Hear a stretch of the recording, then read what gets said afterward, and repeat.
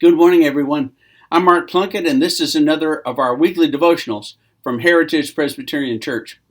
One of the things I just hate to do is to wait. I just hate waiting. I don't like sitting around. I always feel like I'm wasting time if I'm waiting. You go to the doctor and you have an appointment, let's say at 10:30, and you don't actually see the doctor until, 10:45, 11:15, 11:30. Same thing with the dentist. And I understand why it happens, but I still don't like it.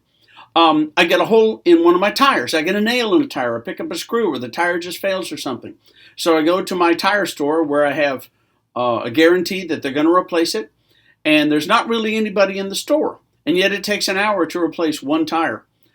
Again, I understand it, but I don't like it. I don't like to wait. I'm more of an immediate, why can't we do it right now kind of a person. One of the things that I have really had to learn how to do in ministry is wait. Wait and plan for things that will come. And then sometimes they don't even come. Sometimes it doesn't work out like that. It works out a different way, all in God's good time and in God's good way too. So remaining flexible is something that I really struggle with. But after 10 years of doing this, I'm getting a lot better at it than I used to be. The people of God have been told to wait and be patient. We have been told often. And sometimes being patient means waiting for a very long time for whatever grand, wonderful things are going to happen. Way back in the book of Isaiah, let me read you what it says here. The wilderness and the dry land shall be glad. The desert shall rejoice and bloom. Like the crocus, it shall blossom abundantly and rejoice with joy and singing. The glory of Lebanon shall be given to it, the majesty of Carmel and Sharon. They shall see the glory of the Lord, the majesty of our God.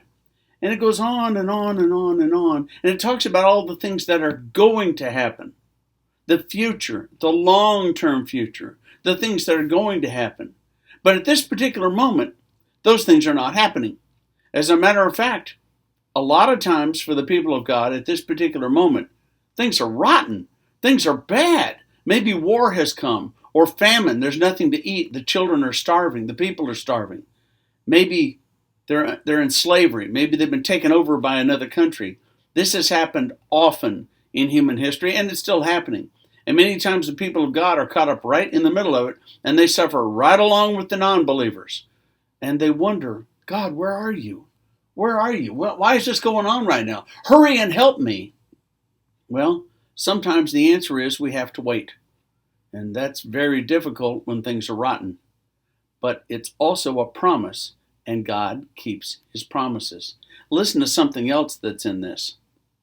The waters shall break forth in the wilderness, and the streams in the desert. The burning sand shall become a pool, and the thirsty ground springs of water.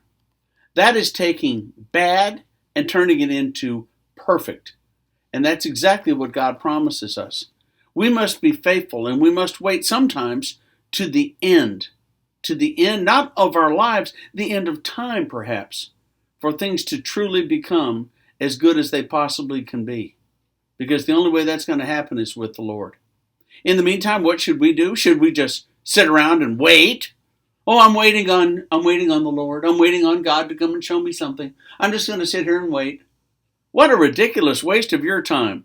In the meantime, while we are waiting, God still calls us to serve, to be there for one another, and to serve. So, if you're waiting, wait patiently. I know that's pretty cheap talk. But also know that your God is not going to break his promise. Someday it will all be made right. Amen.